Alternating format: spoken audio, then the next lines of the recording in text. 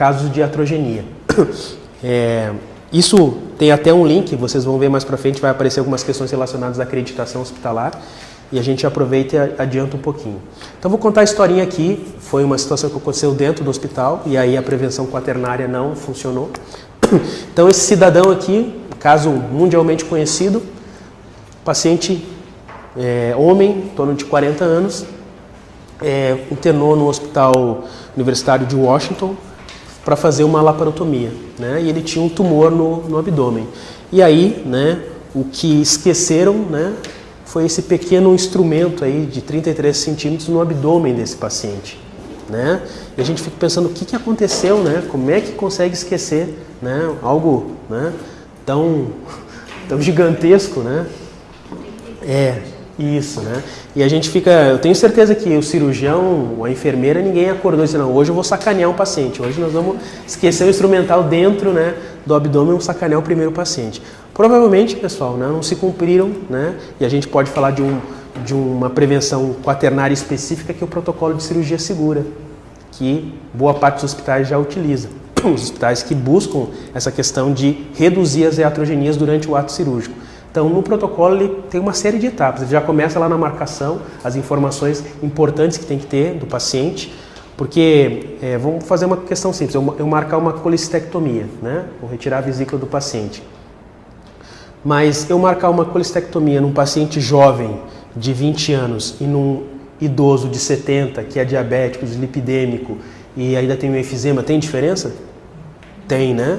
Parece uma cirurgia simples, né? Tirar a vesícula aqui e ali, mas olha o contexto desse paciente, já começa na marcação, então vou ter que ter um cuidado maior.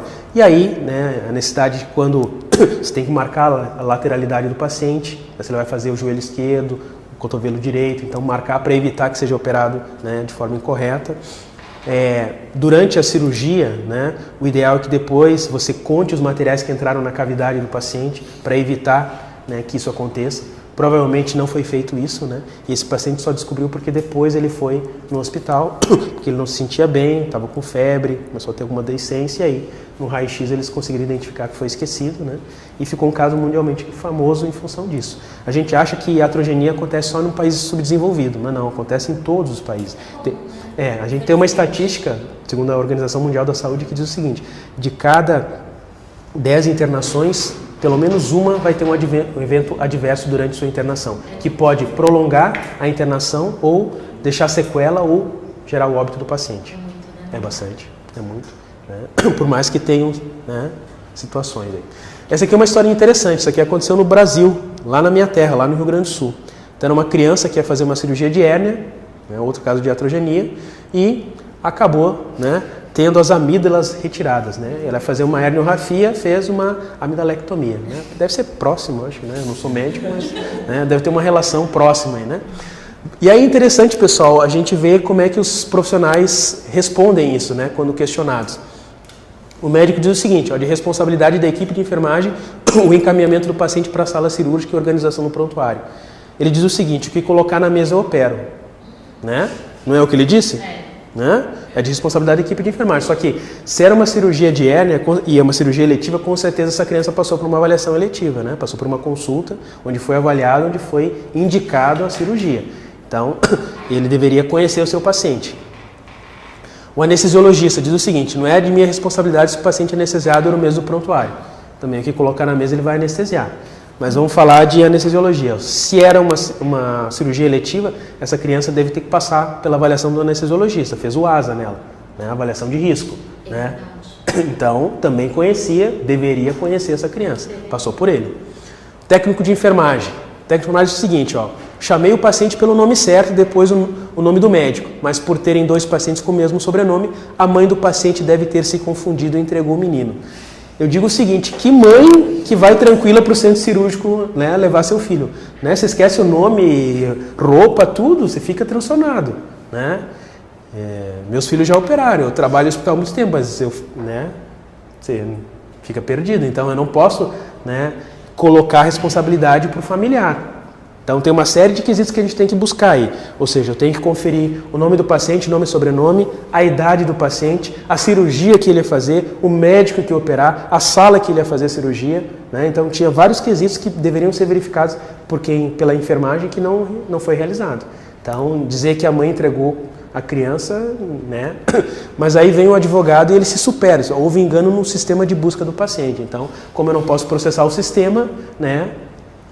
Foi uma fatalidade, é isso que aconteceu, né? Mas a gente consegue perceber aí, né? Eu estou trazendo casos reais, pessoal, né? Do que acontece dentro do ambiente hospitalar. Tem muito de joelho, né?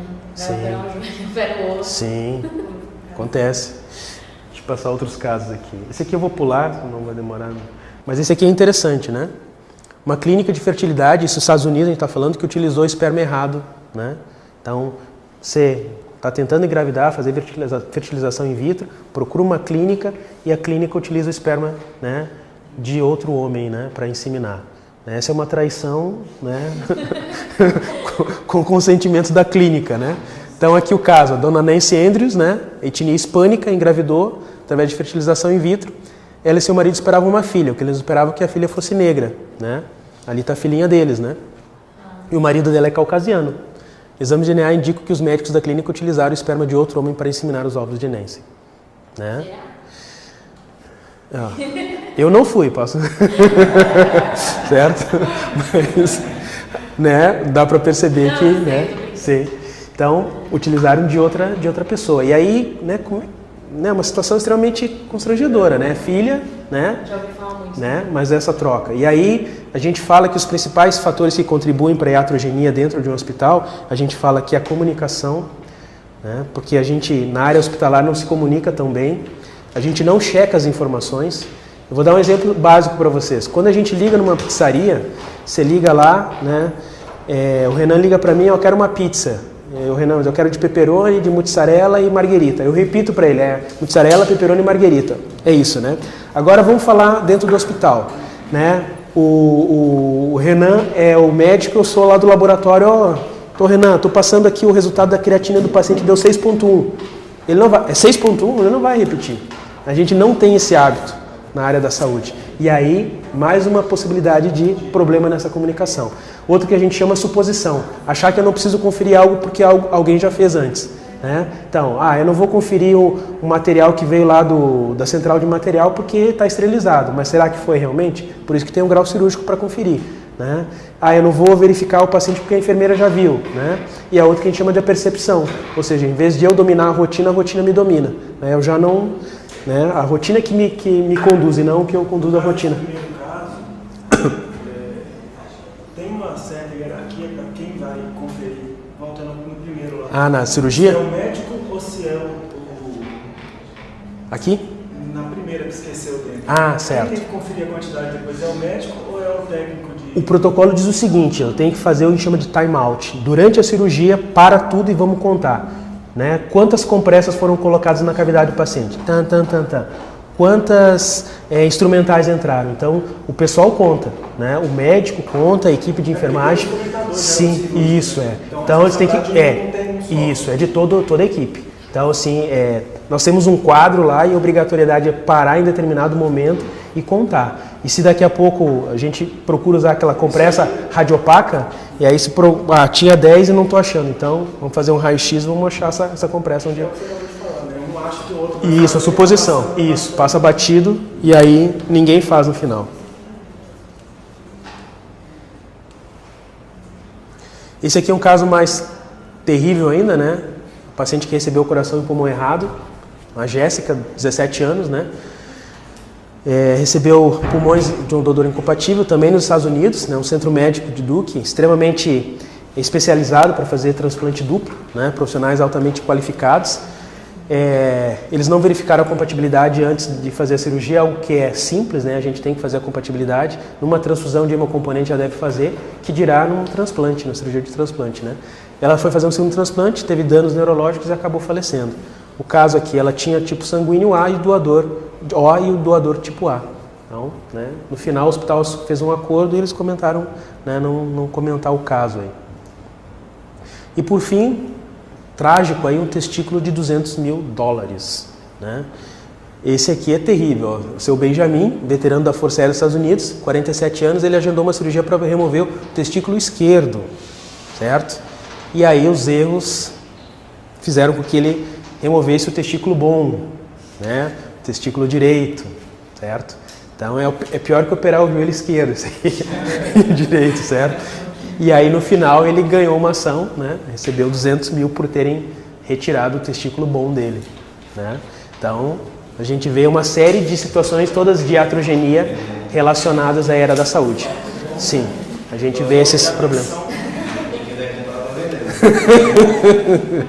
Tu não sabia que valia tanto assim? Viu?